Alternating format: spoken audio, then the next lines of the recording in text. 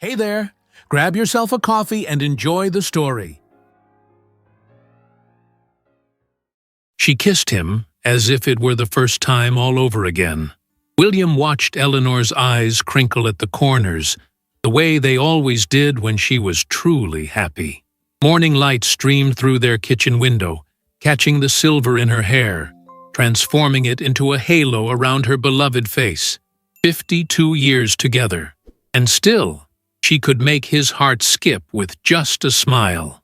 "What are you thinking about, silly?" Eleanor asked, noticing his gaze lingering on her face. William reached across their worn oak table and took her hand in his. Her skin was soft, marked with the gentle topography of age, each line a testament to a life well lived. "Just that I'm the luckiest man in Connecticut," he replied, his voice thick with emotion. Their morning ritual remained unchanged for decades. Coffee together as dawn broke over their modest two-story home in the quiet suburb of Millfield. Eleanor with her crossword puzzle, William reading the newspaper. The comfort of routine, the wordless dance of two souls who had grown so intertwined that silence between them felt as natural as breathing. "Don't forget we're meeting Olivia for lunch today," Eleanor reminded him, rising to rinse her coffee cup. "She's bringing those papers from the hospital for her continuing education program." William nodded, watching as his wife moved through their kitchen with the same grace she'd possessed when they'd first met at Hartford University in 1971. She'd been a freshman then, with chestnut hair falling past her shoulders and a laugh that made everyone in the room want to know what the joke was. He'd been a sophomore, too shy to approach her, until fate partnered them for a literature project. "I'm going to water the garden before it gets too hot," Eleanor said, slipping on her gardening clogs by the back door. William watched her go, savoring the comforting predictability of their life together. The garden had been Eleanor's passion since they'd bought this house 47 years ago when Olivia was just a baby. James had come along 3 years later, completing their family. Now their children were grown with lives of their own. Olivia, a dedicated nurse at Hartford Memorial, following her mother's compassionate nature.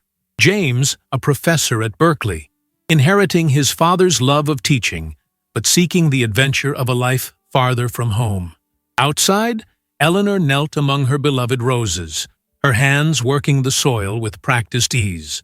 William watched from the kitchen window, remembering how she'd memorized the Latin name of every plant, how she could recite poetry from memory, how she'd kept track of every birthday, anniversary, and important date without ever needing to write them down.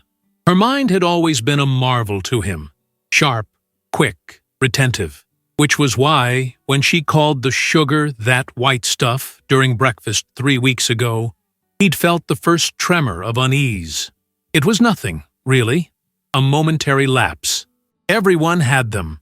But then came the day she'd put her car keys in the refrigerator and spent 2 hours searching for them, growing increasingly frustrated, and the morning she'd asked him who James was when looking at their family photo, just for a split second before recognition flooded back into her eyes, followed by embarrassed laughter.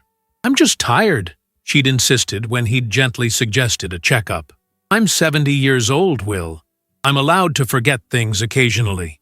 But William had seen the flash of fear in her eyes, mirroring his own. Something wasn't right.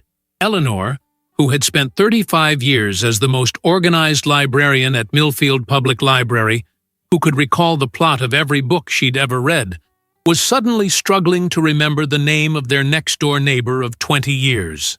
The lunch with Olivia that day started normally enough. They met at Rosemary's Cafe, their daughter already waiting at their usual corner table. At 39, Olivia was the image of Eleanor at that age. The same warm hazel eyes, the same gentle determination in her expression. "Mom, you look beautiful," Olivia said, standing to embrace Eleanor. "Is that a new blouse?" Eleanor glanced down at the pale blue top she wore. "This old thing? I've had it for—" Her voice trailed off, her brow furrowing slightly. "You got it for your birthday last year," William supplied gently. "From Olivia." "Oh, of course," Eleanor laughed, But William caught the momentary confusion in her eyes. "It's my favorite. Thank you, darling." Lunch progressed pleasantly, with Olivia sharing stories from the hospital and William discussing the community college classes he still taught part-time since retiring from high school teaching. Eleanor was quieter than usual, but she smiled and nodded at appropriate moments, until Olivia mentioned her brother. "James called last night. He's thinking of coming home for Thanksgiving this year instead of Christmas." Eleanor's fork clattered against her plate. "James?" she asked, her voice suddenly small and uncertain. A heavy silence fell over the table. "Mom," Olivia said carefully. "James, your son, my brother." William watched his wife's face as confusion gave way to recognition, then embarrassment, then something worse, fear. "Of course, James," Eleanor said, forcing a laugh that didn't reach her eyes. "I was just thinking of something else." Olivia's eyes met William's across the table, the concern in them unmistakable. She was a nurse. She recognized the signs. The drive home was quiet.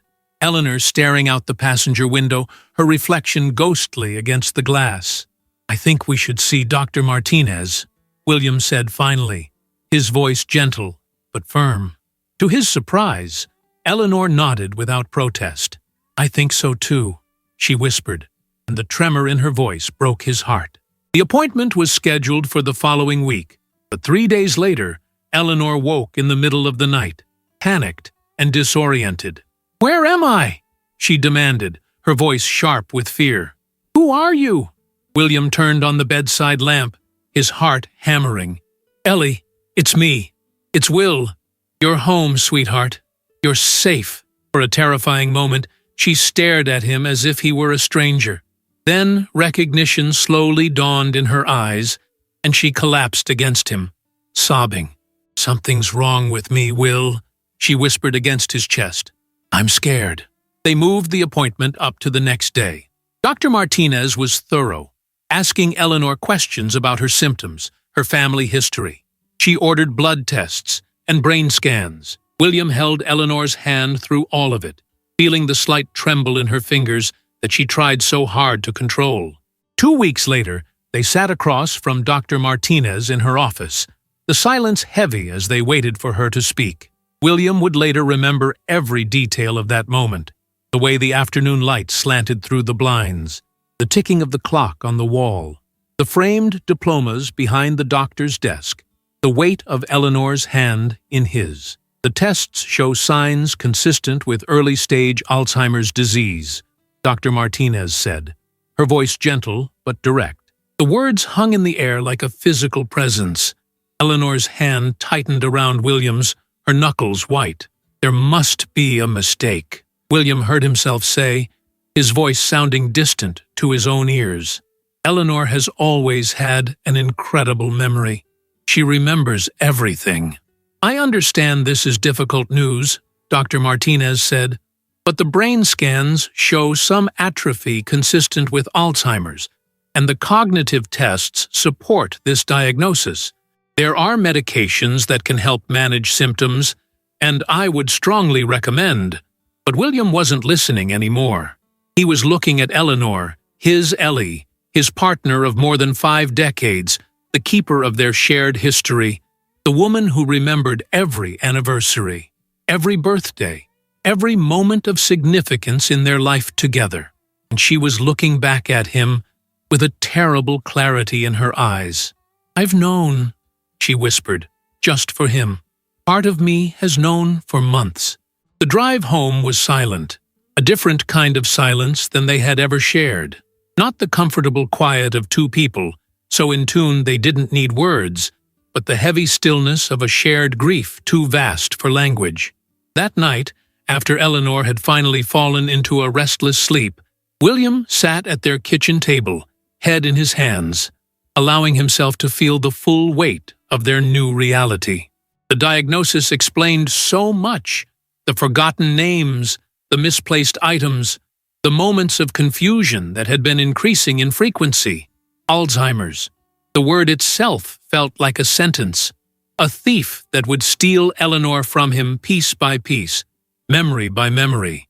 But as dawn broke over their home, casting long shadows across the kitchen floor, William made a decision. He wouldn't let the disease define their remaining time together. He wouldn't surrender to despair. With new purpose, he went to Eleanor's desk in the corner of their living room. From the bottom drawer, he pulled out a leather-bound journal she had bought years ago, but never used. The pages were cream-colored and thick, perfect for what he had in mind. For the next 30 days, he would create a memory book for Eleanor, a tangible record of their life together, something she could hold on to as her own memories began to slip away. He would fill it with photographs, stories, mementos, all the precious moments that made up their shared history. It wouldn't stop the progression of the disease. It wouldn't change the diagnosis, but it would be his declaration of love, his promise that no matter what lay ahead, their story, 52 years in the making, would not be forgotten. As the first light of day spilled across the kitchen table, William opened the journal to its first blank page and began to write, "To Eleanor, my heart, my home. This is our story." The morning after the diagnosis, Eleanor insisted on her usual routine. She dressed carefully in a pale yellow sweater and navy slacks, applied a touch of lipstick, and joined William for breakfast as if nothing had changed. But William noticed how her hands trembled slightly as she lifted her coffee cup, how her eyes darted occasionally to the calendar on the wall, as if reassuring herself of the date. "I'd like to go to the library today," she announced, her chin lifting with the quiet determination he'd always admired in her. "I don't want to just sit at home and think about this." William nodded, understanding her need for normalcy. "Of course, I'll drive you." Herder, the Millfield Public Library, had been Eleanor's sanctuary for decades. As head librarian for 35 years before her retirement, she had transformed the modest building into the heart of their community. Walking through the doors, William watched as Eleanor's shoulders relaxed, her steps becoming more confident as she greeted former colleagues and patrons.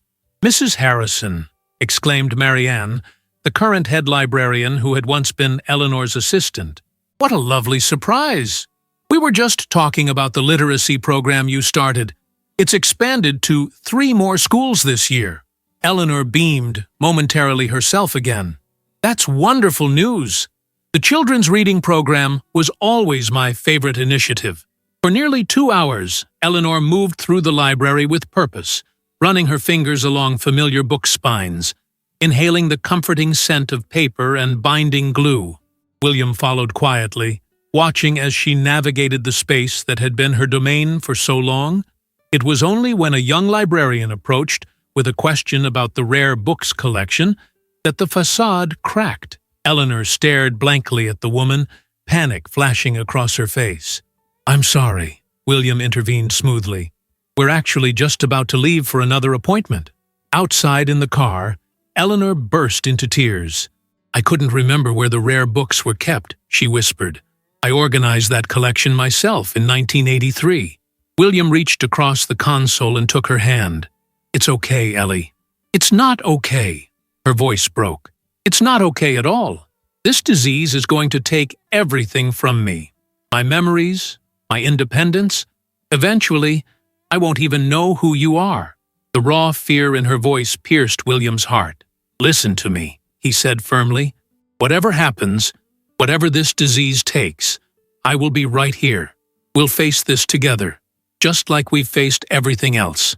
Eleanor wiped her tears with the back of her hand. "You say that now, but you don't know how bad it will get. I've read about Alzheimer's, Will. I know what's coming."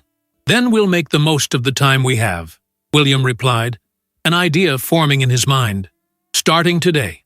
That night, after Eleanor had gone to bed, William set to work on his secret project. At their dining room table, surrounded by photo albums, letters, and mementos collected over 5 decades, he opened the leather journal and began to write. On the first page, he carefully pasted a faded photograph. 2 young people on the campus of Hartford University, standing beneath an elm tree, their faces alight with the particular glow of new love. He wrote beneath it, in his neat, measured handwriting, September 28th, 1971, the day we were paired for Professor Harmon's American Literature Project. You wore a blue dress with white flowers and carried The Great Gatsby under your arm. When I asked your opinion on the symbolism of the green light, you launched into the most passionate literary analysis I'd ever heard. I fell in love with your mind first, then everything else followed. William worked until the early hours of the morning, carefully selecting photographs, transcribing stories, recording memories. The journal would be his gift to Eleanor, a tangible record of their life together that she could turn to when her own memories began to fail. The next day, Dr. Josephine Chen, the neurologist Eleanor had been referred to, confirmed the Alzheimer's diagnosis. Her office was warm and inviting, with soft lighting and comfortable chairs, designed, William thought, to soften the blow of the devastating news she often delivered. Early-stage Alzheimer's presents us with an opportunity, Dr. Chen explained, her voice steady and compassionate. There are medications that can help manage symptoms and potentially slow progression, and with proper support and planning, Mrs. Harrison can maintain quality of life for quite some time. William listened intently, taking notes while Eleanor sat beside him, her posture rigid, her face a careful mask. "What's the timeline?" Eleanor asked suddenly, her voice surprisingly steady. "How long until I—" She couldn't finish the sentence. Dr. Chen leaned forward. "Alzheimer's progresses differently in each individual.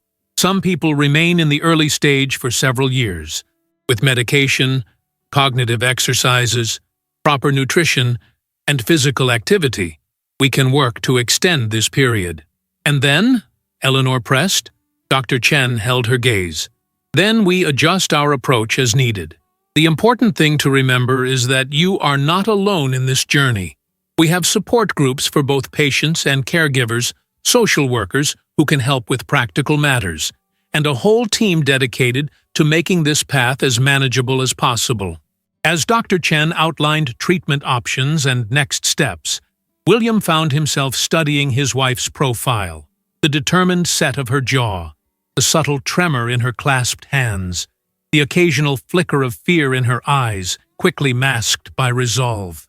Even facing this, she was magnificent. Later that afternoon, as they sat in their garden watching the October sun cast long shadows across Eleanor's beloved roses, she turned to him with unexpected clarity. "I want to tell James and Olivia together," she said, "in person, not over the phone." William nodded. "I'll call them tonight. And I want to make some decisions while I still can," she continued, her voice strengthening, "about my care, about our finances, about the end. Ellie." "No, Will." She placed her hand over his. "I need to do this. For both of us. I need to know that everything is in order, that you won't have to make impossible choices later." The fierce practicality that had always defined Eleanor was asserting itself, and William felt a surge of admiration, even as his heart ached. That weekend, Olivia drove up from Hartford, and James flew in from California. William watched as Eleanor welcomed their children, her face betraying nothing of the storm within. They shared a family dinner, Eleanor's pot roast, a recipe passed down from her mother, before gathering in the living room where so many family milestones had been celebrated. When Eleanor told them about the diagnosis, her voice was steady, her words carefully chosen. Olivia, with her medical background, asked practical questions about treatment options and care plans. James, always the more emotional of their children, struggled to maintain his composure. "How can we help?" Olivia asked finally, her professional demeanor cracking to reveal the worried daughter beneath. "By treating me like me," Eleanor replied firmly. "For as long as possible. I'm still your mother. I may forget things. I may change.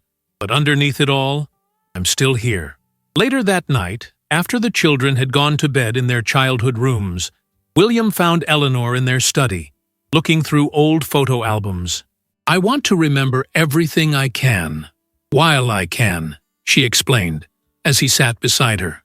"I'm trying to burn it all into my mind. William hesitated, then decided it was time. "I have something for you," he said, retrieving the leather journal from its hiding place. "I've been working on this since the diagnosis." Eleanor's hands trembled as she accepted the journal, opening it to the first page with the university photo. Her fingers traced the image of their younger selves, then moved to William's handwritten account beneath. "Oh, Will," she whispered, turning the pages slowly. Each spread contained carefully selected photographs and mementos alongside William's detailed recollections. Their first date to see Fiddler on the Roof at the Hartford Theatre, their wedding day in June 1974, the purchase of their first home, the birth of Olivia, James taking his first steps, family vacations, quiet moments, and grand celebrations. "It's not finished," William explained. "I'm going to keep adding to it. Whenever you feel confused or afraid, whenever you can't remember something important, this will be here." Eleanor looked up at him, her eyes shining with tears. "You remembered everything."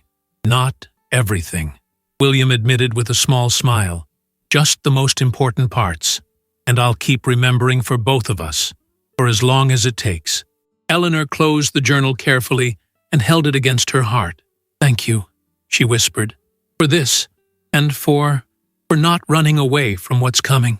52 years ago, I promised to stay for better or worse," William replied, taking her hand.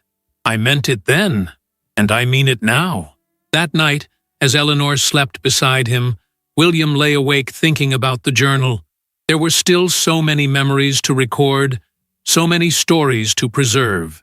For the next 28 days, he would continue his mission, creating a tangible repository of their shared history that Eleanor could turn to as her own memories began to fade. The following weeks established a new rhythm to their lives. Morning medication with breakfast, appointments with Dr. Chen, cognitive exercises recommended by the memory specialist, careful adherence to routines and familiar surroundings to minimize confusion. And each night, after Eleanor went to bed, William's work on the journal. Some days were better than others. Eleanor would move through her day with nearly her old confidence, engaging in conversation, tending her garden, reading the books she had always loved. Other days, the confusion would descend like a fog, leaving her disoriented and frightened. One particularly difficult morning, Eleanor couldn't remember how to tie her shoes. William knelt before her and gently secured the laces, while she watched with tears of frustration streaming down her face. "I hate this," she whispered. "I hate what I'm becoming." William looked up at her, his heart breaking. "You are becoming nothing other than the woman I have always loved," he said firmly. "The woman I will always love, no matter what." That evening, after Eleanor had calmed, they sat together on their porch swing, watching the neighborhood children play in the November twilight. Eleanor's head rested against William's shoulder, their hands intertwined as they had been countless times over 5 decades. "Tell me a story," she said softly. "Something from when we were young." William thought for a moment. "Do you remember our first apartment? That tiny place on Maple Street with the leaky faucet and the radiator that clanged all night?" Eleanor smiled. "The one with the yellow kitchen and the window that looked out on the fire escape?" "That's the one," William confirmed, relieved at her recollection. "Remember how the super refused to fix anything?" "And you learned plumbing from library books," Eleanor continued, the memory surfacing. "You flooded the bathroom trying to fix the shower." William laughed. 3 inches of water before I found the main shutoff valve." "The downstairs neighbor was furious," Eleanor added, her eyes brightening with the memory. "She came up in her bathrobe, hair in curlers, threatening to call the landlord." "Until you offered her that apple pie you'd just baked," William finished. "She left with half the pie and never mentioned the flooding again." They sat in comfortable silence for a moment, the shared memory hanging between them like a gift. "I'm scared of forgetting these things," Eleanor admitted finally. "These small moments that made our life together." William squeezed her hand. "That's why I'm making the journal. So even if you forget, The memories will still exist. They'll still be ours. Soon that night, William added the story of the flooded apartment to the journal, including a photograph of them standing proudly in front of the building on move-in day, young and full of dreams, unaware of both the challenges and the joys that lay ahead. Beside the photo, he wrote, "Even when we had nothing, we had everything, because we had each other. That has never changed, and it never will." As November deepened toward Thanksgiving, the routine of Eleanor's medications, appointments, and cognitive exercises became the new framework of their days. William watched his wife navigate this altered landscape with a courage that both inspired and devastated him. Some mornings, she would wake clear-eyed and present, her wit sharp as ever. Other days, confusion claimed her before she even left their bed. On a particularly good morning, Eleanor suggested they visit the farmer's market, something they had done nearly every Saturday for decades. "Are you sure?" William asked, trying to mask his concern. Crowds had begun to overwhelm her recently. "I'm having a good day," she insisted, "and I want to use it well." The market was bustling with pre-Thanksgiving shoppers. Eleanor moved with surprising confidence among the familiar stalls, selecting apples and fresh cranberries, pausing to chat with vendors they'd known for years. William stayed close, ready to step in if needed, but allowing her this independence. At the Peterson family's vegetable stand, Martha Peterson greeted them warmly. "Eleanor! Will! So good to see you both. How have you been?" "Managing," Eleanor replied with a small smile, selecting carrots and potatoes. "Will tells me Thanksgiving is next week. I'm determined to cook as much of the meal as I can." William noticed the brief look of confusion that crossed Martha's face. Thanksgiving was indeed the following Thursday, a fact Eleanor had checked with him 3 times that morning. "Olivia and James will be here," William added smoothly. "Family tradition. You're sweet children." Martha nodded. "How old are they now?" Eleanor's hand froze over the Brussels sprouts. William saw the familiar panic rising in her eyes, the struggle to recall basic information that should be immediately accessible. "Olivia just turned 40, William supplied, "and James is 37. Hard to believe, isn't it?" The moment passed, but as they walked away, Eleanor gripped William's arm with surprising strength. "Thank you," she whispered. "I couldn't remember. Their ages just disappeared." William covered her hand with his. "That's what I'm here for." By the time they returned home, Eleanor's energy was flagging. The good days often ended this way, her clarity burning brightly but briefly, like a candle consuming itself too quickly. "I think I'll rest before lunch," she said, her voice thin with fatigue. William helped her to their bedroom, easing her shoes off and drawing the curtains against the bright November sun. As she settled beneath the quilt her mother had made for their wedding, Eleanor caught William's hand. "Will you be here when I wake up?" she asked, vulnerability naked in her voice. The question gutted him. Not just the fear of waking alone, but the implicit worry of whether she would recognize him when she woke. "I'll be right here," he promised. "I'm not going anywhere." While Eleanor slept, William retreated to his work on the memory journal. He'd been adding to it steadily for 17 days now, filling nearly half its pages with photographs and stories. Today, he focused on their children, creating spreads dedicated to Olivia and James, their births, childhoods, graduations, weddings, details a mother should never have to struggle to remember. When Eleanor woke 2 hours later, she seemed more herself, the rest having restored some of her clarity. She joined William in the kitchen where he was preparing lunch. "I was dreaming about the cabin," she said, accepting the cup of tea he offered. William smiled. "Lakeside?"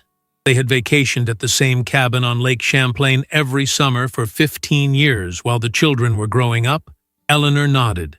"I dreamed about the summer James fell out of the rowboat, and you jumped in to save him, even though the water was only 3 feet deep, and he could stand." William laughed at the memory. He was 7, and convinced he was going to be swept away by the current. "You were reading on the dock, and didn't even look up from your book. Just called out, 'The water's shallow, James. Just stand up." "But you dove in anyway," Eleanor continued, her eyes twinkling. "Fully clothed, wallet in your pocket, wristwatch and all. Some distresses need practical solutions," William replied, mimicking Eleanor's calm instruction to their son. "And others just need Dad to make a fool of himself to distract from the fear." Eleanor's laughter, genuine and unburdened, filled the kitchen. For a moment, the disease receded, and they were simply Will and Ellie, sharing a cherished memory. Later that afternoon, Dr. Chen called with Eleanor's latest test results. The medications were helping to manage symptoms, but the underlying progression continued. William took notes as the doctor explained adjustments to Eleanor's treatment plan, acutely aware of his wife watching him from across the room, trying to read his expression. When the call ended, Eleanor asked simply, "Bad news?" William sat beside her on the sofa. "Not bad, just the same. The medications are helping with symptoms, but the disease is following its expected course." Eleanor nodded, absorbing this. "How long until I'm not me anymore?" William took her hand. "You will always be you, Ellie. Always." "You know what I mean," she persisted. "How long until the person you've loved for 52 years disappears?" "Dr. Chen says everyone progresses differently," William answered carefully. "It could be years before the severe stage. Or months," Eleanor added softly. William couldn't deny this possibility. Instead, he retrieved the memory journal from its place on the bookshelf. "Then we make the most of the time we have." They spent the rest of the afternoon with the journal, Eleanor occasionally adding her own recollections to William's written accounts. When they reached a page featuring their 25th anniversary trip to Italy, Eleanor's face lit up. "Venice!" she exclaimed. "The gondola ride where the gondolier sang, 'O Sole Mio,' so terribly off-key. We had to pretend to be coughing to hide our laughter." William grinned. "And that little restaurant where we got lost in the back alleys." "Trattoria del Sole," Eleanor supplied immediately, then looked surprised at her own recall. "I remembered that." "Of course you did," William said. "It was the best pasta either of us had ever eaten." Some memories are too perfect to lose. As Thanksgiving approached, Eleanor became determined to cook as much of the traditional meal as possible. "I've made this dinner for 40 years, she insisted, when William suggested they might simplify the menu. "I'm not going to stop now." William recognized her need to prove to herself, and perhaps to their children, that she was still capable. Instead of arguing, he offered a compromise.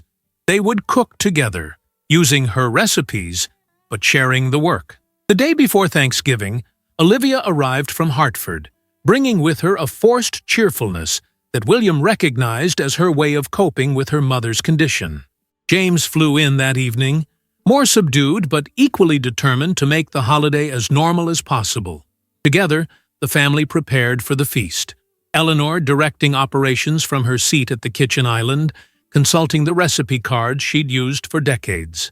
William noticed how she kept checking and rechecking the instructions, sometimes reading the same step multiple times before proceeding. That night, after the children had gone to bed, William found Eleanor in the kitchen, staring at the turkey that sat thawing in the refrigerator. "Second thoughts about cooking tomorrow?" he asked gently. Eleanor shook her head. "I was just thinking about all the Thanksgivings we've had in this house, all the people who've sat at our table over the years. Some of them gone now." William moved to stand beside her. 47 Thanksgivings in this house, each one special. "And how many more will I remember?" Eleanor asked, her voice barely above a whisper. William had no answer. That wouldn't be a lie. Instead, he wrapped his arms around her from behind, resting his chin on her shoulder as they both gazed at the refrigerator's contents, the ingredients for a meal that had marked the passage of their years together. "I've been thinking," Eleanor said finally, "about the journal you're making. It's for me, I know that. But it's for you too, isn't it? For after I'm not the same anymore." William tightened his embrace. "It's for us, Ellie. For the U.S. we've always been and will always be, regardless of what changes." Eleanor turned in his arms to face him. I want to add something to it. Something just from me. The next morning, Thanksgiving Day, dawned clear and cold. The Harrison home filled with the familiar sense of roasting turkey and pumpkin pie. Eleanor moved through her kitchen with the muscle memory of countless holiday meals, occasionally pausing when a step eluded her, but always finding her way back with William's gentle guidance. Olivia set the dining room table with her mother's best china and silver, while James built a fire in the living room hearth. The scene was so achingly normal that William found himself holding his breath, as if the slightest disruption might shatter the perfect tableau. The meal itself was a triumph. The turkey golden and succulent, the sides prepared exactly to Eleanor's exacting standards. As they gathered around the table, William watched his wife survey her handiwork with justified pride. "Before we eat," Eleanor said, her voice steady, "I'd like to say something."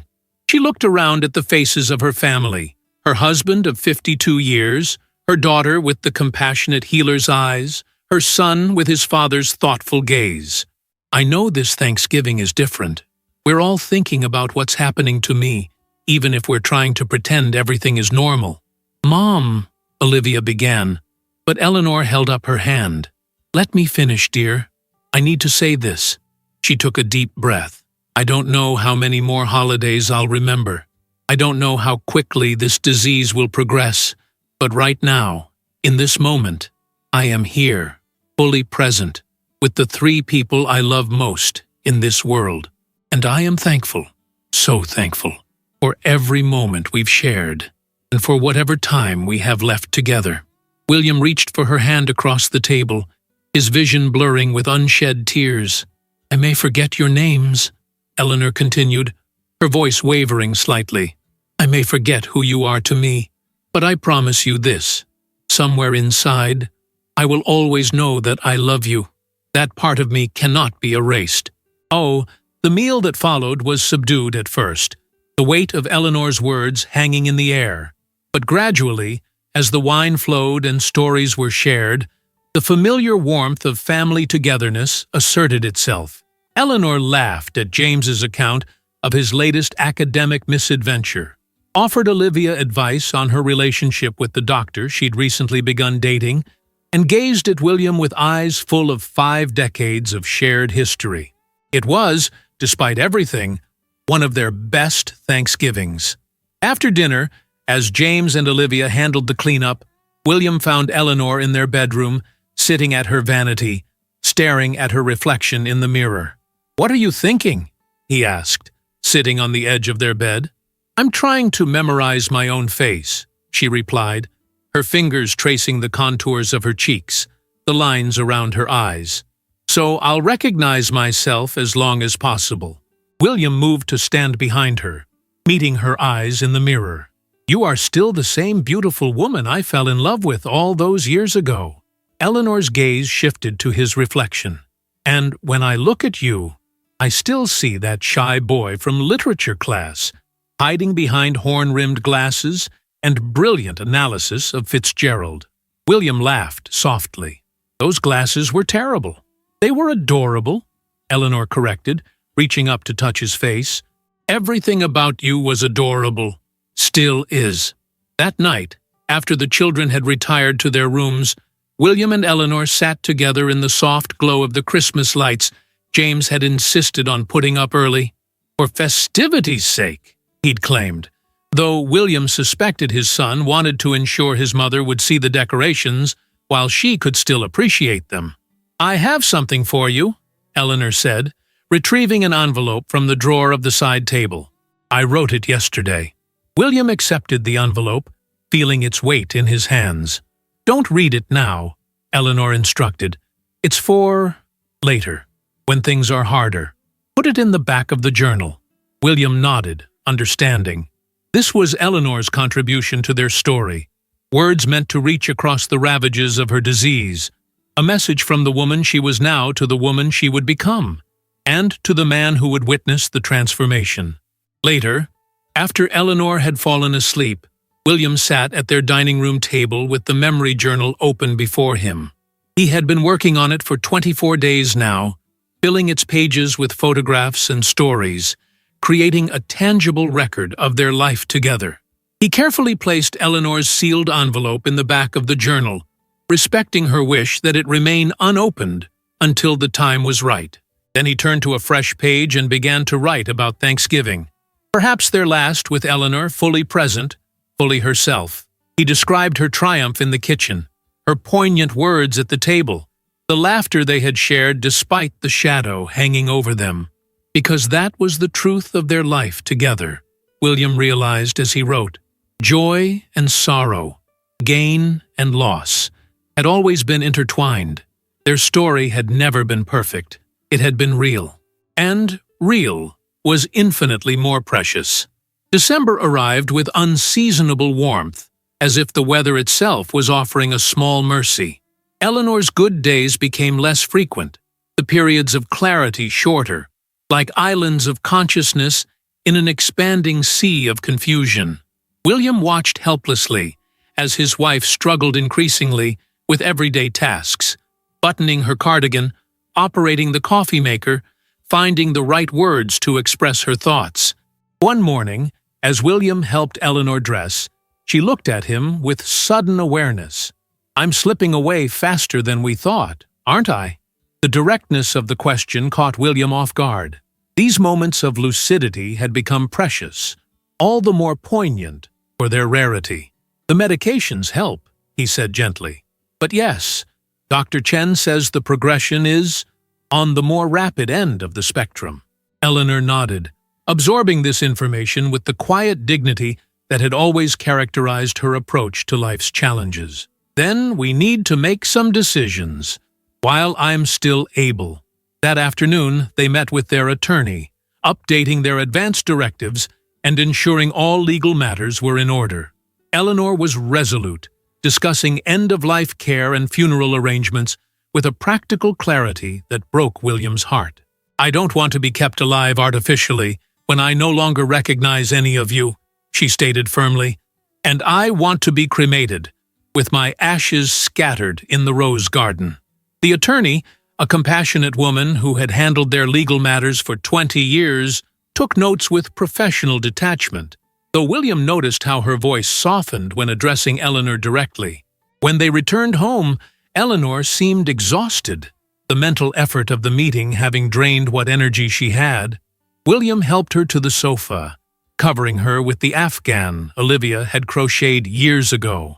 Would you like some tea? He asked. Eleanor looked up at him, confusion clouding her eyes. Who are you? She asked, her voice small and frightened. William felt the floor shift beneath him. This had happened before. Brief moments of non-recognition that passed quickly. But something in Eleanor's expression told him this was different. It's me, Ellie. It's Will, he said gently, kneeling beside her. Eleanor stared at him, her eyes searching his face. Will, she repeated, as if testing the name on her tongue. My husband. Yes, William confirmed, relief washing through him. Your husband of 52 years. 52 years, Eleanor echoed, wonder in her voice. Then her eyes cleared, recognition returning. I'm sorry, Will. I knew you, but I couldn't find your name. It was like trying to catch smoke with my fingers. William took her hand, pressing it to his cheek. It's all right. I'm here. That evening, while Eleanor napped, William worked on the memory journal with renewed urgency. 28 days had passed since he'd begun the project, and the journal was nearly full. Tonight, he focused on the most recent chapter of their life together. Their retirement years, the travels they'd taken, the quiet pleasures of growing old side by side. He carefully pasted a photograph taken just 6 months earlier. Eleanor in her garden, sunlight glinting off her silver hair, her face turned toward the camera with a smile of pure contentment. Beneath it, he wrote, Spring, 2025. You said the roses had never bloomed so beautifully, and that each year in the garden taught you something new about patience and nurturing. Just like marriage, you told me, with that wise smile of yours. The longer you tend it, the more beautiful it becomes. William was so absorbed in his work that he didn't hear Eleanor enter the room until she spoke. "Is that me?" she asked, pointing to the photograph. William looked up, startled. "Yes, from last spring, in your garden." Eleanor studied the image, her head tilted slightly. "I look happy." "You were," William confirmed. "The roses had just bloomed." Eleanor sat beside him, examining the journal with curious eyes. "What is this book?" The question pierced William's heart. He had shown Eleanor the journal numerous times over the past month. They had looked through it together, adding memories, laughing over old photographs. And now she didn't recognize it. "It's our story," he explained, keeping his voice steady. "I've been writing down our memories." "Why?" Eleanor asked, genuine confusion in her eyes. "So we don't forget," William replied simply. Eleanor nodded, seemingly satisfied with this explanation. She turned the pages slowly, pausing occasionally at a photograph or passage that caught her attention. "We had a good life," she said finally. "Have," William corrected gently. "We have a good life." Eleanor looked at him, something indefinable passing through her eyes. "Yes," she agreed, "we have." Seaton, the next morning, Eleanor couldn't remember how to brush her teeth. William guided her through the process, demonstrating each step as if teaching a child. She followed his instructions with frustrated concentration, clearly aware that this was something she should know how to do. "It's the simplest things," she said afterward, her voice tight with unshed tears. "The things I've done every day of my life." William wanted to offer reassurance, but hollow platitudes seemed worse than silence. Instead, he simply held her close, feeling the dampness of her tears against his shoulder. Later that day, Dr. Chen's office called with the results of Eleanor's latest brain scan. The disease was progressing more rapidly than initially projected. The medications were no longer effectively managing the symptoms. They would adjust the treatment plan, but expectations should be tempered. William thanked the nurse for the information, his voice mechanical, his mind already calculating what this meant. More rapid decline. Less time with the Eleanor he had known for more than 5 decades. He would need to accelerate his plans for the care she would eventually require. When he hung up the phone, he found Eleanor watching him from the doorway. "Bad news?" she asked, an echo of her former directness.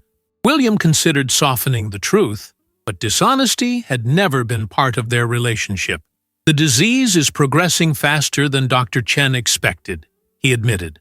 "They're adjusting your medications." Eleanor absorbed this information with remarkable composure. "How long do I have? Before I'm not me anymore?" The question hung in the air between them, impossible to answer with any certainty. "Dr. Chen says everyone progresses differently," William replied, the same answer he had given before, though they both knew now it was less time than they had hoped. Eleanor nodded, then crossed the room to the bookshelf where the memory journal was kept. She removed it carefully and brought it to William. "I want to look at this," she said, "while I still know what it means." They spent the afternoon on the sofa, the journal open between them, Eleanor asking questions about photographs she no longer recognized, William filling in the blanks with stories of their shared past. Sometimes a memory would surface, and Eleanor would finish a story William had begun, her eyes lighting up with the pleasure of recollection. Other times, she would listen with the polite interest of a stranger hearing about someone else's life. "Tell me how we met," she requested, as the winter sun began to set, casting long shadows across their living room. William turned to the beginning of the journal, to the photograph of 2 young people beneath an elm tree. "It was 1971, he began. "We were students at Hartford University. You were a freshman. I was a sophomore. We were paired for a literature project, The Great Gatsby." Eleanor supplied unexpectedly, a fragment of memory surfacing. William smiled, encouraged. "Yes, you carried your copy everywhere. It was dog-eared and filled with notes in the margins." "You wore glasses," Eleanor continued, her brow furrowed with the effort of recollection. "And a brown corduroy jacket with patches on the elbows. I thought it made me look intellectual," William admitted with a laugh. It made you look like you were playing dress-up in your professor's clothes, Eleanor countered, a flash of her old wit breaking through. They laughed together, and for a moment, the disease receded, leaving just Will and Ellie, as they had always been. That night, William added the day's events to the journal.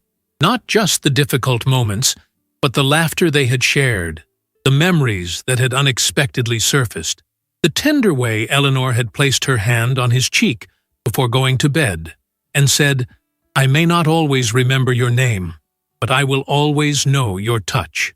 As December progressed, Eleanor's decline became more pronounced. She began to wander the house at night, confused and disoriented. William installed additional locks and alarms, then took to sleeping in a chair beside their bed, alert to her slightest movement. Olivia visited more frequently, her medical training proving invaluable as Eleanor's care needs increased. James called daily, his voice on speakerphone bringing momentary recognition to Eleanor's increasingly vacant expression. "We should in-home in-home care," Olivia suggested one evening, as she and William sat at the kitchen table, speaking in low voices, while Eleanor dozed in the living room. "Just a few hours a day, to start. You need rest, too, Dad." William shook his head. "Not yet. I can manage." Olivia reached across the table and took his hand. "You've lost weight. You're exhausted. Mom wouldn't want you to sacrifice your health." "She's still in there, Olivia," William insisted. "She has good moments. Yesterday she remembered the name of the street where we lived when you were born." "I know," Olivia said gently, "and those moments are precious, but the reality is her condition is deteriorating rapidly. You need support." William knew his daughter was right, but accepting help felt like a surrender, an admission that he couldn't fulfill his promise to care for Eleanor himself. "Just think about it," Olivia urged, "for Mom's sake, if not your own." The following day, as William was helping Eleanor dress, she looked at him with sudden clarity. "You're tired," she observed. William attempted a reassuring smile. "I'm fine." "No," Eleanor countered, a hint of her former firmness in her voice. "You're exhausted. I may be losing my mind, but I can still see that." She paused, struggling to organize her thoughts. "You need help. With me." The directness of her assessment left William momentarily speechless. "Olivia thinks so too," Eleanor continued. "I heard you talking. Last night. Or was it last night?" "Yes, it was last night," William confirmed, sitting beside her on the edge of the bed.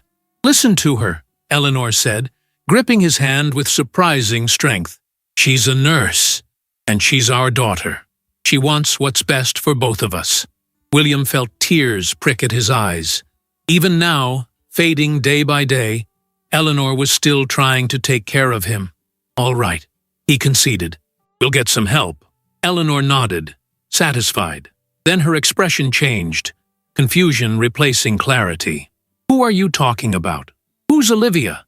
The moment of lucidity had passed, like a brief break in the clouds before the sky darkened again. William felt the familiar ache in his chest, the grief of losing her by increments. "Our daughter," he explained patiently. "She's coming to visit later today." Eleanor accepted this information without question, the momentary connection to her own words already forgotten. That evening, with Olivia's help, William arranged for a home health aide to come for 4 hours each day. The service would start after the new year, which was less than 2 weeks away. Until then, Olivia would stay with them through the holidays, providing the support William was finally ready to accept. As Christmas approached, William was determined to make it meaningful, aware that it might be the last Christmas Eleanor would recognize. He set up their artificial tree, smaller than in previous years, but adorned with the ornaments they had collected throughout their marriage. Eleanor watched from her armchair, occasionally reaching out to touch a bauble or ribbon as William placed it on the tree. "Pretty lights," she murmured, her vocabulary increasingly simplified. "Remember this one?" William asked, holding up a hand-painted ceramic star. "James made it in 2nd grade. You were so proud that you sent a photo of it to your parents." Eleanor took the ornament, turning it over in her hands. For a moment, William thought a memory had surfaced, but she simply smiled vaguely and handed it back. On Christmas Eve, Olivia prepared a simple dinner, while William helped Eleanor into a festive red sweater she had always worn for the holidays. James arrived in the afternoon, bringing presents and forced cheer that couldn't quite mask his shock at his mother's deterioration since Thanksgiving.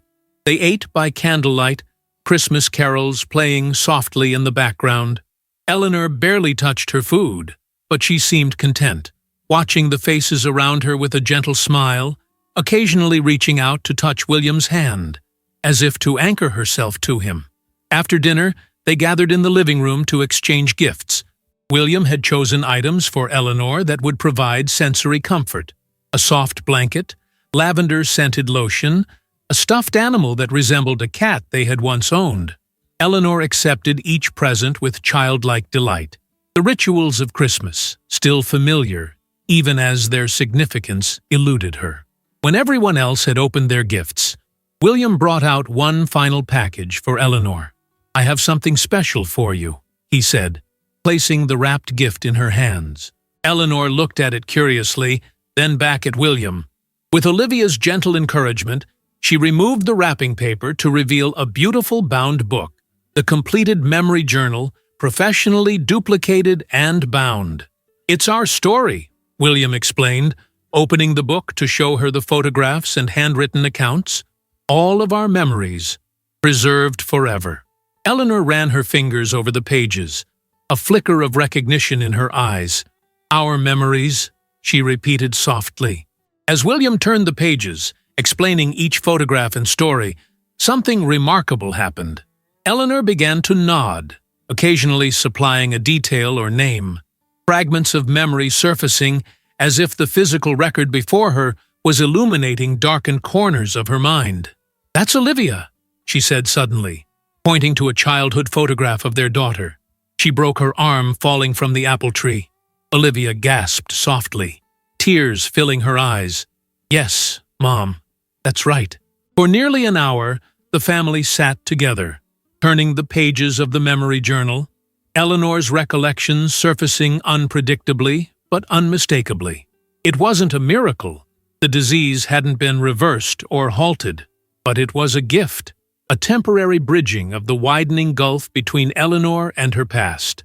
That night, after the children had gone to bed, William sat with Eleanor beside the Christmas tree, its colored lights casting a gentle glow over her face. She leaned against him, her head on his shoulder, her hand in his. "Happy," she said simply, finding the word that matched her feeling. William kissed the top of her head. "Yes, Ellie, I'm happy too." Outside, snow began to fall, soft flakes illuminated by the streetlights. Eleanor watched through the window, her expression peaceful. William knew that tomorrow might bring confusion and fear again, that the disease would continue its relentless advance. But in this moment, on this Christmas Eve, they were together, connected by the memories he had preserved and the love that transcended them. The final pages of the memory journal remained empty, waiting for the conclusion of their story. But William understood now that the ending had never been the point. It was the middle, all the thousands of days and nights they had shared, all the joys and sorrows, all the ordinary moments that, strung together, created an extraordinary life. And no disease could take that away. January arrived with a bitter cold snap that matched the new reality settling over the Harrison household. Eleanor's decline accelerated with heartbreaking speed, as if the brief reprieve of Christmas had been her mind's final rally before surrender. The home health aide, Martha, now came daily, her gentle competence a blessing as Eleanor's needs grew more complex. William watched his wife retreat further into the fog of her condition, her periods of recognition becoming rare treasures in days otherwise filled with confusion. On a particularly difficult morning, Eleanor refused to get out of bed, her eyes wide with fear as she stared at William. "I want to go home," she pleaded. "Please, take me home." "You are home, sweetheart," William replied, the familiar ache in his chest deepening. "This is our bedroom. We've slept here for 47 years. Eleanor shook her head, tears welling in her eyes. "No, I want my mother. Where's my mother?" William sat on the edge of the bed, taking her trembling hands in his. How to explain that her mother had been gone for 30 years, that the young woman Eleanor now believed herself to be had long ago grown into the grandmother of 4? "Your mother isn't here right now," he said finally, the gentle fiction kinder than the crushing truth. "But I'm here. I'll stay with you." The fear in Eleanor's eyes subsided slightly. She studied his face with the wary curiosity she now showed toward everyone. "Who are you?" she asked. "I'm Will," he answered, forcing his voice to remain steady. "I'm your husband." Eleanor considered this information, her brow furrowed. "Husband," she repeated, testing the word. Then, unexpectedly, she reached up to touch his cheek. "You have kind eyes." It wasn't recognition, not really. But it was connection, and William clung to it like a drowning man to driftwood. Later that day, after Martha had helped Eleanor bathe and dress, William found his wife sitting in her favorite armchair by the window, the memory journal open on her lap. She wasn't reading it. Her ability to process written language had deteriorated significantly, but she was turning the pages slowly, stopping occasionally to touch a photograph. William sat in the chair beside her. "Would you like me to tell you about the pictures?" he offered. Eleanor looked up, momentary confusion in her eyes before she nodded. "Yes, please." William began with the page she had open, a family beach vacation when the children were small. "This is Cape Cod, 1982, he explained. "You're building a sandcastle with Olivia and James. You told them the story of the 3 little pigs as you worked, changing it so the 3rd pig built a sand fortress that even the wolf couldn't blow down." Eleanor studied the photograph, a smile touching her lips. "Pretty," she said, pointing to the little girl with sand-covered hands. "That's Olivia, our daughter," William confirmed. "She was 7 then. She's a nurse now." Eleanor nodded, as if this made sense to her, though William knew the connection was lost. He continued turning pages, narrating their life together, watching for any flicker of recognition in Eleanor's eyes. Occasionally, she would comment on a photograph, happy or pretty or sad, her emotional responses still intact even as the context eluded her. When they reached a page with their wedding photograph, Eleanor paused, her fingers tracing the image of her younger self in white lace, looking up at a slender young man with earnest eyes and horn-rimmed glasses. "Pretty dress," she murmured. "It was your grandmother's," William explained. "You altered it yourself. Everyone said you were the most beautiful bride they'd ever seen." I couldn't believe my luck. Eleanor looked from the photograph to William's face, then back again.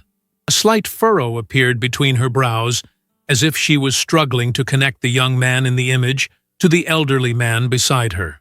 "That's you?" she asked, pointing to the groom. "Yes," William confirmed. "That's me. And that's you. June 15th, 1974. The happiest day of my life." Eleanor studied the photograph again, then reached out to touch William's face, her fingers cool against his cheek. "Still handsome," she said, the words clear and deliberate. William felt tears spring to his eyes. He covered her hand with his own, pressing it against his face. "Still beautiful," he whispered. As January deepened, Eleanor's physical health began to deteriorate alongside her cognitive function. She lost weight, her appetite diminishing despite William's best efforts to tempt her with favorite foods.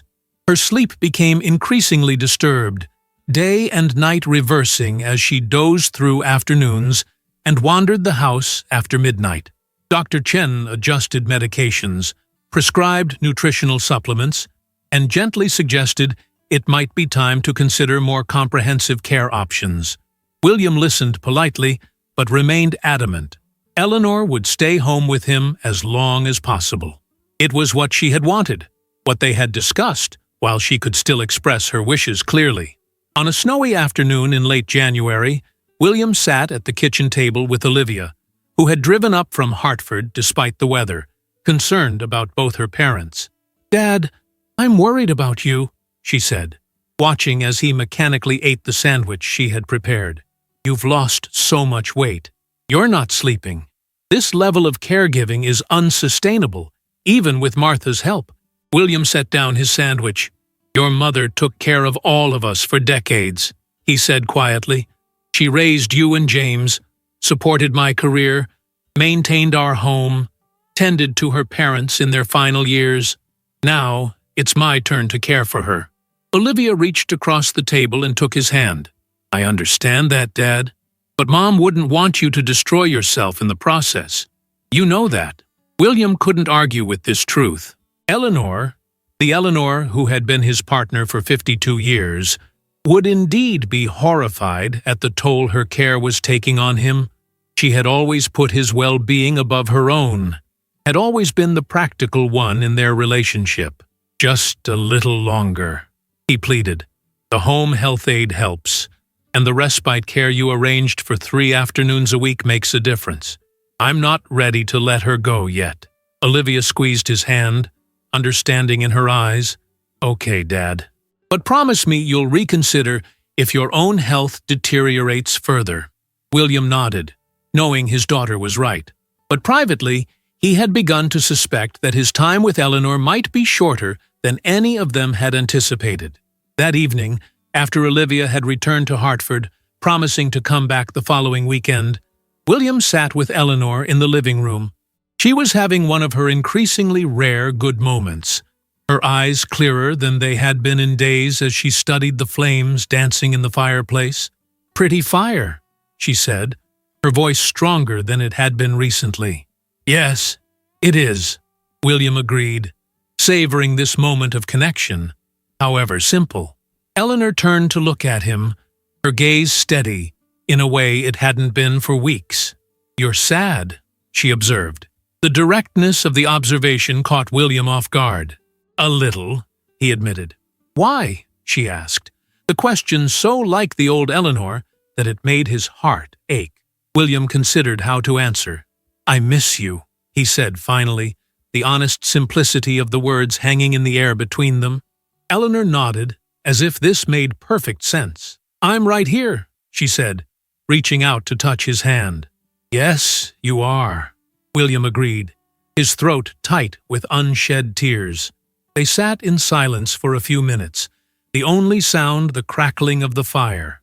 Then Eleanor spoke again, her voice barely above a whisper. "I love you." 3 words. So simple. The same 3 words they had exchanged thousands of times over 5 decades together. But now, emerging from the fog of her disease, they held a weight that nearly broke William's heart. "I love you too, Ellie," he replied. "I always have. I always will." Eleanor smiled, then turned back to watch the fire, the moment of clarity passing as quietly as it had come. Later that night, after helping Eleanor to bed, William worked on the final pages of the original memory journal. Though he had given Eleanor the bound copy for Christmas, he continued to add to the original, documenting these last chapters of their journey together. Tonight, he wrote about her moment of clarity by the fire, preserving it alongside all the other precious memories they had created together. As January gave way to February, Eleanor's decline continued. She now rarely spoke in complete sentences, her once eloquent voice reduced to single words and simple phrases. She no longer recognized Olivia or James when they visited, though she seemed to find comfort in their presence. Only William could still occasionally pierce the fog. A familiar touch or voice, sometimes bringing a flicker of recognition to her increasingly vacant eyes. On Valentine's Day, William arranged a special dinner, setting the dining room table with their best china and crystal, placing a single red rose in the silver bud vase that had been a wedding gift. Martha helped Eleanor dress in a soft blue sweater that brought out the color of her eyes, arranging her silver hair with the care Eleanor herself had once taken with her appearance. "She looks beautiful," Martha said, as she prepared to leave for the evening. "You both enjoy your dinner now." William thanked her, then led Eleanor to the dining room, seating her at the table illuminated by candlelight. He had prepared a simple meal of her favorite foods: roast chicken, mashed potatoes, glazed carrots. Eleanor looked at the plate before her with mild interest, but made no move to eat. "Happy Valentine's Day, Ellie," William said, raising his glass of sparkling cider in a toast. They had both stopped drinking wine years ago when it began to interfere with their medications. Eleanor looked at him blankly. "It's a special day," William explained. "A day to celebrate love." Eleanor's gaze drifted around the room before settling on the rose in its silver vase. She reached out to touch the velvety petals. "Pretty," she murmured.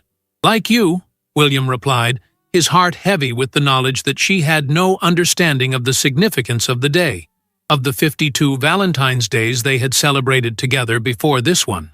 After dinner, William helped Eleanor to their bedroom, assisting her with her nightly routine. The careful removal of her clothing, the donning of her nightgown, the washing of her face, the brushing of her teeth. Tasks she had once performed independently now required his gentle guidance. As he helped her into bed, Eleanor caught his hand, looking up at him with sudden intensity. "Stay," she said clearly. "I'm not going anywhere," William assured her, sitting on the edge of the bed. Eleanor shook her head, tugging at his hand. "Stay," she repeated, patting the space beside her. Understanding dawned. William nodded, quickly changing into his pajamas and slipping beneath the covers beside her. Eleanor immediately curled against him, her head finding its familiar place on his shoulder, her hand coming to rest over his heart, the same position they had slept in for decades. William felt tears prick at his eyes. In this most basic physical way, her body remembered what her mind had forgotten. The comfort of his presence, the security of his embrace. "I'm here, Ellie," he whispered, pressing a kiss to her forehead. "I'll always be here." Eleanor sighed contentedly, her eyes drifting closed. Within minutes, her breathing deepened as she fell into a peaceful sleep. William lay awake, holding her, memorizing the weight of her against him, the scent of her hair, the sound of her breathing. He knew, with a certainty that transcended medical prognoses, that their time together was growing short. Eleanor was slipping away, not just mentally, but physically, her body becoming as fragile as her mind. The next morning, Eleanor couldn't get out of bed. Her breathing was labored, her skin pale, her eyes unfocused. William called Dr. Chen, who came to the house immediately, her expression grave as she examined Eleanor. "Her body is shutting down," Dr. Chen explained gently. "The disease has progressed to affect her physical functions. I can arrange for hospice care." "No," William interrupted. "No strangers. Just tell me what to do to keep her comfortable." Dr. Chen nodded, understanding. She prescribed medications for pain and anxiety, explained what to expect in the coming days, and promised to return the following morning. Before leaving, she placed her hand on William's shoulder. "Call me any time, day or night," she said, "and call your children. It's time for them to come home." Olivia arrived within hours, her medical training temporarily set aside, as she assumed the role of daughter keeping vigil. James caught the first flight from California, arriving late that night, his face haggard with grief and jet lag. Together, the family gathered around Eleanor's bed, maintaining a quiet presence as she drifted in and out of consciousness. William sat closest, holding her hand, speaking to her softly, reading aloud from the memory journal as if the stories might somehow reach her, might light her way through the gathering darkness. On the third day of their vigil, Eleanor opened her eyes during a rare moment of wakefulness. Her gaze moved slowly from James to Olivia, recognition absent, but a vague sense of familiarity perhaps present. Then her eyes found William, and something changed in her expression. "Will," she said clearly, the name emerging from weeks of fragmented speech like a perfect note from a damaged instrument. William leaned closer, his heart pounding. "I'm here, Ellie."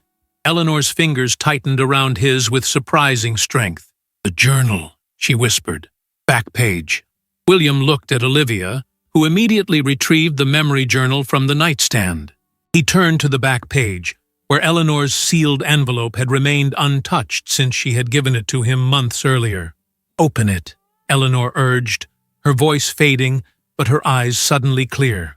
With trembling fingers, William opened the envelope, removing a single sheet of paper covered in Eleanor's elegant handwriting, now recognizing the letter she had written the day before Thanksgiving. "Read it," she whispered. "To me."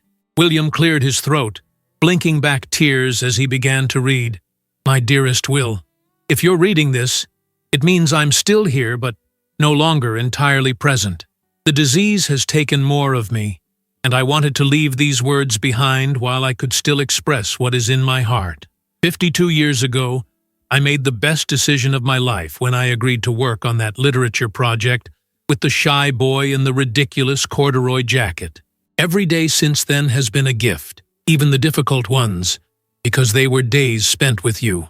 As I write this, I'm afraid of losing myself, afraid of becoming a burden, afraid of leaving you alone, but I'm also filled with a lifetime of gratitude for the love we've shared, the family we've created, the memories we've built together.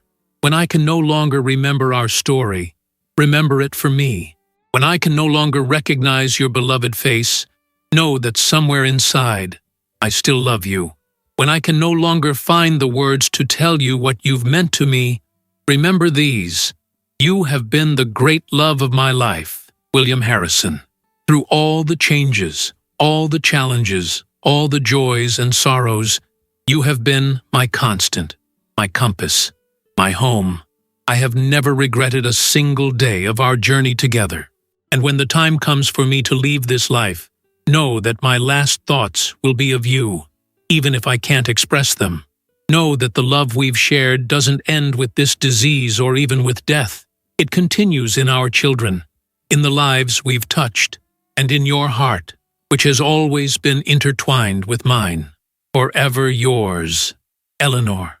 William's voice broke on the final words, tears streaming unchecked down his face.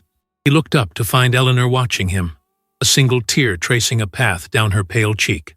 "I remember," she whispered, the words barely audible. "I remember everything." William leaned forward, pressing his forehead to hers. "Ellie," he breathed, her name a prayer on his lips. "Thank you," she murmured, "for remembering for me, for loving me through this." "Always," William promised. "Always, Ellie." Eleanor's eyes held his, clear and present in a way they hadn't been for months. "I'm not afraid anymore," she said softly. "You gave me back our story." William held her gaze, seeing in her eyes the young woman he had fallen in love with, the partner who had walked beside him for 52 years, the complete soul of the woman he adored. In this moment of impossible clarity, the disease fell away, leaving only Eleanor, his Eleanor, fully present for these precious final moments. "I love you, Will," she said, her voice suddenly stronger. "I've always loved you."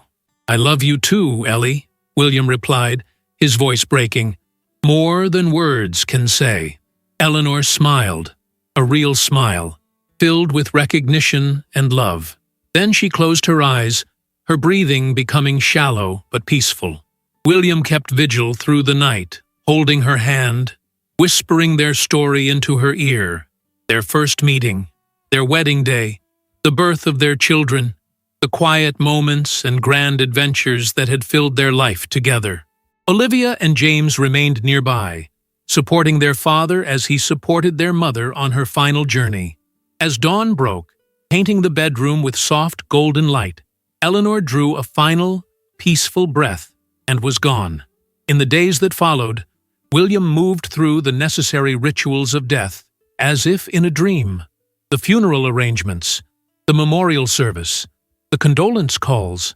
Olivia and James stayed close, their grief for their mother balanced by concern for their father. "Will you be all right here alone?" Olivia asked the evening before she was due to return to Hartford. William looked around the home he had shared with Eleanor for 47 years. "I won't be alone," he said quietly. "She's everywhere here." A month after Eleanor's passing, on a bright March morning when the first crocuses were pushing through the soil in her garden, William sat at their dining room table with the memory journal open before him. He had been adding to it still, recording the beautiful clarity of Eleanor's final moments, the peaceful way she had left this life, the celebration of her life that had brought together so many people whose lives she had touched. Now, he turned to the final blank page, ready to complete their story. As he did, something fell from between the pages. A second envelope he hadn't noticed before, with his name written in Eleanor's handwriting. With trembling fingers, he opened it to find another letter, dated the same day as the first. "My beloved Will," it began. "If you're reading this, it means I've left this world, and you are facing life without me." William read the letter through tears, hearing Eleanor's voice in every word as she released him from sorrow, encouraged him to find joy again, and reminded him that their love transcended even death. When he finished reading, William placed the letter carefully back in its envelope.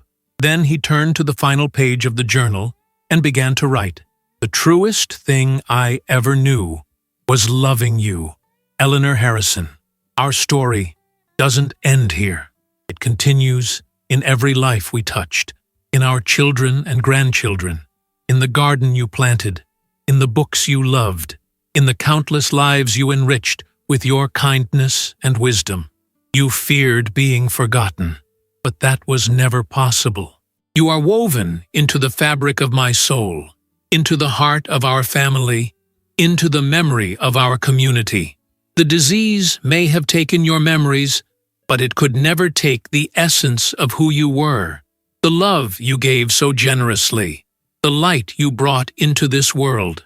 In those final moments, when you returned to me with such clarity, you gave me the greatest gift, the knowledge that somewhere, beneath the ravages of disease, you were always there, always my Ellie, always loving me as I loved you. They say the greatest love stories never end. Ours never will. I will carry you with me for the rest of my days, and when my time comes to join you, our story will continue. Two souls forever intertwined, forever in love. Until then, I will tend your roses, cherish our memories, and live each day with the same courage and grace you showed me. I will remember for both of us. I will love for both of us. And in that love, you will always be present. Forever yours, Will." William closed the journal, running his hand over its leather cover. Then he rose and walked to the garden where the first signs of spring were emerging from the winter-hardened ground. He knelt beside Eleanor's beloved roses, feeling the warmth of the sun on his face, the rich soil beneath his fingers. And in that moment, in the garden she had tended for decades, in the home they had shared for nearly half a century, William felt Eleanor's presence, not as a ghost or apparition, but as the enduring love that had defined their life together, a love that Alzheimer's had tested, but never conquered, a love that even death could not diminish. The memory journal rested on the bench nearby, their story complete, but never truly ending. For as long as someone remembered, as long as love remained, Eleanor lived on, in William's heart, in their children's faces, in the pages of their shared history, and in the countless lives she had touched with her quiet grace and abiding kindness. And that, William realized as he tenderly pruned a rosebush preparing for its spring awakening, was the greatest victory of all, not over disease or death, but the triumph of love that transcends both, that remains when all else is lost, that continues beyond memory, beyond life itself. In the garden Eleanor had loved, surrounded by the life they had built together, William smiled through his tears, feeling her presence in the gentle spring breeze, hearing her voice in the rustle of emerging leaves, finding her love in the awakening roses, reaching for the light. If you enjoyed the story, leave a like and subscribe to the channel. And drop a comment below. What city are you watching from? And if your heart tells you to, feel free to leave me a tip on Buy Me a Coffee. Just check the first pinned comment. Thanks for keeping me company and for the coffee, and I'll see you in the next story.